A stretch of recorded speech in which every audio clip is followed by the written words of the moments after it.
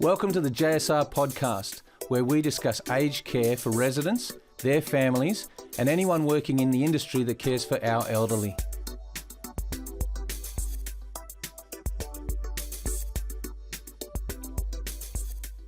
Yeah, welcome. I'm excited. We're in a new spot. We've got new digs. We're in the city. It's like we're getting. I think, are we cool now? I don't know. We're leveling up. Yeah, it's Happening. exciting. New day for the JSR podcast, and it's especially exciting because we're continuing to encourage people to do cool stuff, and people are like commenting and talking to us now. There's engagement. Yeah, great engagement. It's a beautiful thing. Yeah, which is awesome. And we love that. So, people can like and subscribe and share and all that sort of stuff and get the conversation rolling out there. That's what we're here for. And to be informative, I'm here with Evan Pete, the master caster. Yes. Interviewer. And I'm here with the one and only John Riley. You are JSR. JSR is you. I am. Yes. Yeah. That's a beautiful thing. So what are we talking about today? We are talking about a way that it's a great indicator of where you're at in your health, and it's a bizarre thing. There was a test done. It's basically called the Stand on One Leg Challenge. The Stand on One Leg, the SOL. So tell me, why is this important? Like, what's going on? Yeah, it's quite interesting. I came across it maybe a year or two ago. Yeah. And basically, it's a research article that was published, what did we say, about 2014. So it's been around for a while, but it seems to be getting some notoriety. And I feel like it might have even been redone as well, because there seems to be similar results from different numbers. And it's basically measuring how long or how well you can stand on one leg. Can you stand on one leg for 10 seconds? And I don't know. Well, we're about to find out. It's not just standing on one leg, but it's standing on one leg specifically with your eyes closed. Well, there's two parts to it. There's actually three. Yeah. One of them is just standing on one leg. If you're over 50, they did this in a test for over 50s. I think the first study, the 2014, they had up to about 2,700 individuals. They're averaging their age 53 and above. Yeah. And they found some pretty startling results. Yeah, and they did 3 tests. The first test was your grip strength. The second one was your ability to stand up. So if you can stand up unassisted without your arms, and how quick you could do it. Yeah. And the third one was the standing on one leg. And the standing on one leg was the most accurate indicator of mortality. Are you going to die in the next 10 years? That's pretty crazy. That is pretty scary when we come to that realization. And so, what's going on with the whole thing of balance and, the impact that it has, and, what's the situation there? Yeah. So, I mean, we don't know entirely. I think we can speculate, and it can give us a little bit of an insight into that element of our well-being, our general health. But basically they're saying our balance and our mobility is one of the, if not the key to healthy aging, to moving into your 50s, 60s, 70s, 80s. And I guess the question is it a chicken and egg thing? Is the balance problem itself feeding into this possibility of a greater mortality? Now, the mortality is quite striking. You have, if you cannot stand on one leg, eyes open, for 10 seconds or more, you have twice the likelihood of dying of all causes in the next 10 years than a person, or if yourself, can stand for more than 10 seconds on one leg. So it's pretty striking. And there are 3 bits to it. One of them is standing on one leg with your eyes open over the age of 50-ish for 10 seconds or more. Start practicing now. I've been practicing. Yeah. And the other one was I practice it, but I normally do it in the crane technique.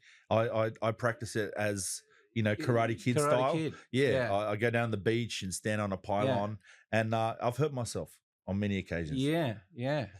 Well, we often have one leg for one reason or another stronger than the other. We've got a dominant thing. I know I've had a few sprains, basketball injuries, or whatever on the one side, and it's nowhere near as good as the other side. I remember you had a bit of a fracture. I one did. point. I broke an ankle Ooh, in one of my nasty. legs. So On the beach. and it's interesting that the other ankle is now having similar symptoms to what the other one had before it Right. broke. Classic. So I don't know. Maybe you can do a little bit of physio on me afterwards. Maybe for a small fee. Yeah. Well, that's key. But the other one was actually standing on one leg. I think, what did we say? It was over 40 seconds. Yeah. With your eyes open. With your eyes open. Yeah. Yeah. So there's sort of 3 bits. We won't do that one. But I think we'll do the eyes open for 10 seconds or more. Yeah. And then we'll do eyes closed, which Yeah. changes the game dramatically. But there's 3 parts to balance. So 8 seconds closed if you're 8 between the seconds ages closed. of 50 and 59. Yeah. And it's 4 seconds closed between the age of 60 and 69, and 70 and 79, 3 seconds closed. So if you can stand for 3 seconds, 4 seconds, or 8 seconds in those age brackets. then you are in good shape. How about the 2-second rule? Oh, That's not a good one. yep. What did that say? Isn't that about food left on the floor or something? I don't know. But there are a few 2-second rules, but with this one, it was like 3 times likely. You're 3 times more likely to die in the next 10 years if you cannot balance for more than 2 seconds. Now, I mean, you should be able to stand for 2 seconds on one leg, right? So why does it make such a dramatic difference if you're doing it with your eyes closed or doing it with your eyes open? I don't understand. It goes from 40 seconds to 8 seconds. Yeah, 3 parts to balance is the visual side is the most dominant. Our ability to know where we are in space and to be confident and to right ourselves. I think that's what, when you're balancing, you're righting it. There's no such thing as being completely stationary at all in the human body, especially as we're moving. We'll talk about dynamic balance after as well. But even in a static sense, we're moving a little bit. You've got to keep righting yourself, and our eyes are the number 1 factor. Number 2 is our vestibular system in our ears. We've got this amazing system. It's like 3 circles in different directions with fluid in it that helps us to know which way is up. And when people have vertigo, that's when your vestibular system, I've had a bit of that in the past. So your vestibular system is affected, or you have an ear infection or something like that, your vestibular system's affected, and you're all over the shop. You can stand up and fall down, which is not good. And the third part is your general musculoskeletal health. So in our muscles, we have proprioceptors. There's a thing called proprioceptors. There's a word. That's a big word. And they basically are feeding information back to the brain, telling us where our limbs are in space. So without our eyes and even without our ears, you can move your body parts around and you kind of know where they are because of how long your muscle is, or how the proprioceptors, even in your joint, where the joint is within its range. And we know this innately. When you kind of think about it, you try this out yourself, you think, it's like touching your nose. You can do that because of more proprioception than anything else. But your general health, muscle and joint and bone health as well is very important. And so I was reading a little bit of the study, and it was saying that the amount, like the fact of when you close your eyes, your other systems have to work so much harder. And that's why people struggle for, even a short period of time. And it goes to the computer. So the brain, the human computer is working these 3 things all the time, balancing it out in effect. So if you lose one of them, or if you remove one of them, then the other 2 things have to work. It's the same feedback going in, but the brain has to work harder to process that information. So I think we need to get to the chase. Are we doing this? We need to see whether we are going to be alive soon. Okay. And so we're going to do the 10 seconds. Are we going to rock, paper, scissors? Who goes first? I think whatever, I'm happy to go first if you want, but we're going to try. Okay. We're going to do the 10 seconds, eyes open. And then we're going to try and go for 8 seconds, eyes closed. Are we doing it together or one at a time? I can't count the seconds. I can't focus on counting as well as standing. We could get someone to count. Could we do that? All right. Yeah. So anyway, what we're gonna do is we're gonna now go. We're not gonna go anywhere, but we're gonna stand up, Yeah. film this, and then we're gonna come back and we're gonna talk about what do we do. Cut You to know. the stand. Yes. All right. All Good. right. So we're taking one for the team here. We're exposing not only our socks but also our balance to the world. The world is going to see this and know whether we have morbidities. Yeah. All right, let's do it. Come on. All right. So Let's we've got go. a 15 down. We're going to start with the 10 seconds, eyes open, one leg, and then we're going to do how long we can do with the eyes closed. With the eyes closed. Yep. All right, let's do this. So how are we going to do that one? Someone's going to time it. They're going to tell us. They'll tell us. Okay. All right. So we'll go down from 15. 3, 2, 1. Let's go.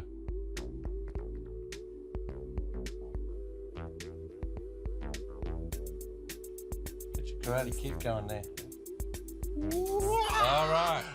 Yeah, I was starting to struggle at the end of that 10 seconds there. I think I was focusing more on the hands than I was on the feet. But that's all about to change. But you notice how much you use your eyes, right? Yes. Like straight away, I was like, I got to look at something that's not moving. Yes, I was looking into the light, and I was transfixed by the light a little bit as well. You often look into the light. Yeah. That's what I like about you. All right. Okay, so how are we going to do this?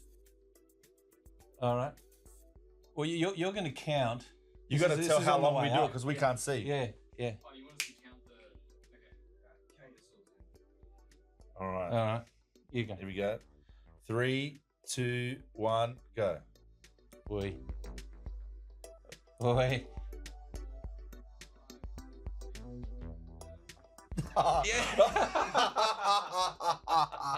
That was not good. Yeah, that was rough. But I think we might survive. I think we're there. Yes. I think we've got a good 10 years ahead. Yes. Yeah. Well done. Yeah. Look at that. So Okay. I'm back in my seat and I survived the process, but it was harder than you realize. I think, like most people, like if you're watching this, then you should, I encourage you to take the challenge right where you are, set your phone up or whatever, press the button, close your eyes and stand up. You'll be shocked at how hard it really is. Yeah. And you got to take your shoes off.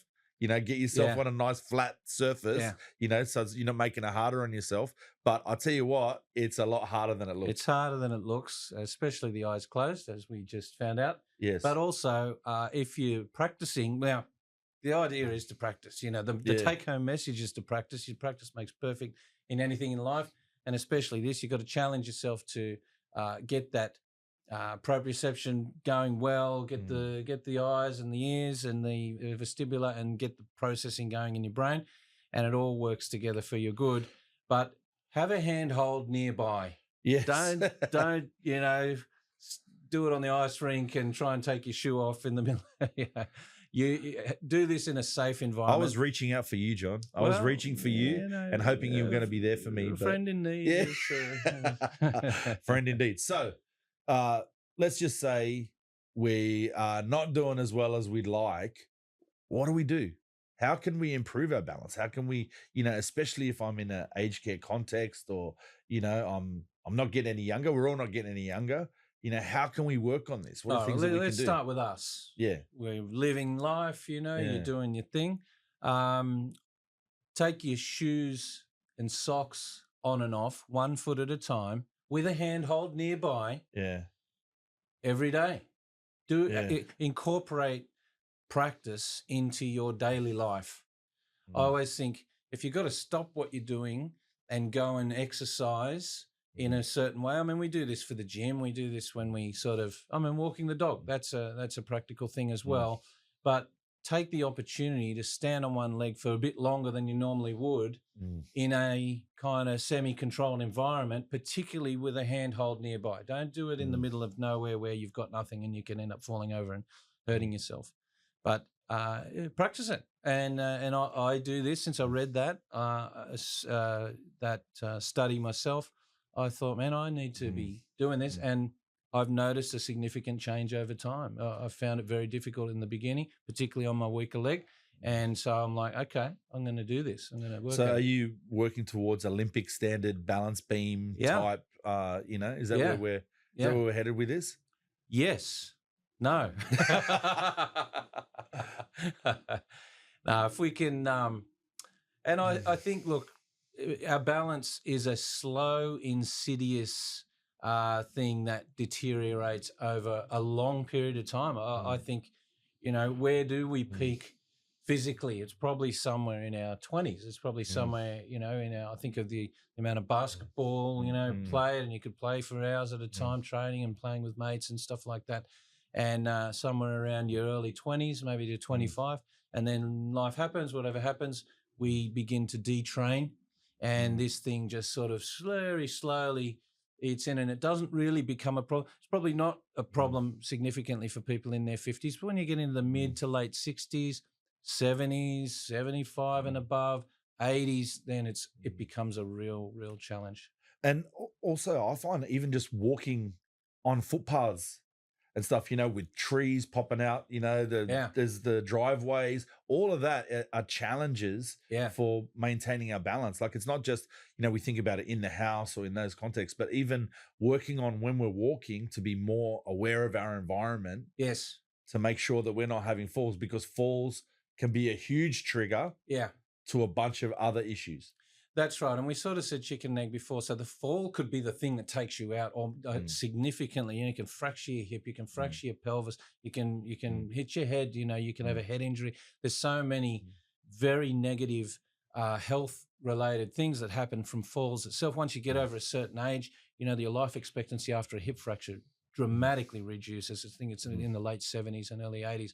So we need to understand the fall itself is a massively risky thing, dangerous thing, but it's also an indication of underlying health issues that are happening along the way that you might not know about. And it could be brain, it could be vestibular, it could be hypertension and heart, it could be other body systems that are perhaps in a state of decline that you don't necessarily know about until you do a test like this, or until you go and have thorough investigations from your doctor and specialists along the way. Yeah. It's a pretty easy test. We can all do it. And I think that's the beauty of it. It's a very good thing to sort of check where we're at, but the test can become a daily practice and a regular practice. You said the word challenge, and challenging your balance is a very important thing. I mean, we're talking about static balance, but dynamic balance, actually walking is a controlled fall from one leg to another. If you think about it, what are we doing? We're moving from one leg to another. Our leg extends. We're stopping ourselves falling. Now, we don't think of it like that because we just think we got to get to the shop or go and catch the train or do whatever we're doing. But and if you break walking down into its components, we're actually continually stopping ourselves from falling down by putting our leg in the right spot. So if you get an uneven surface, that can challenge that even more, which is a very good thing, but you don't want to go so far that you're actually falling over. That's not helpful. So are there other practical things, like simple things that people can do? So, hey, I want to see an improvement in this area of my life. Is there stuff, like other activities that they could do that might be helpful? Every time you feel like you need to put your hand out to grab onto something, such as walking up or down stairs, you being in dynamic situations, I think we naturally go to the easiest. The line of least resistance is kind of the easiest part to do. Resist that temptation. Don't put things in your hand, because if you do fall over, you want to be able to grab on, or you feel you lose your balance, you want to be able to grab on. But resist the temptation to use your hands.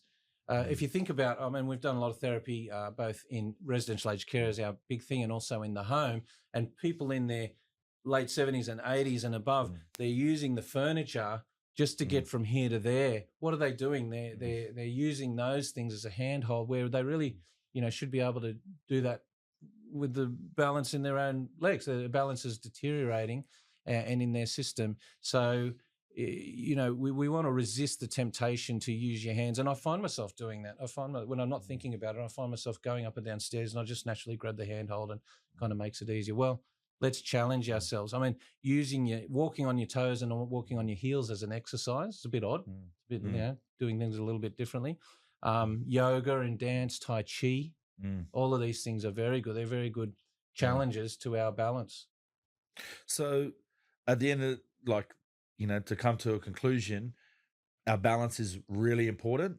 Yes. We need to be aware of where we're at in our balance. I mean, it's something that, someone my age, I don't even think about it, in my everyday, living. But now since I've read this report, I'm like, wow, I want to live a little bit longer. Yeah. Maybe this is something that needs some work. 10 years would be good. Yeah. The next.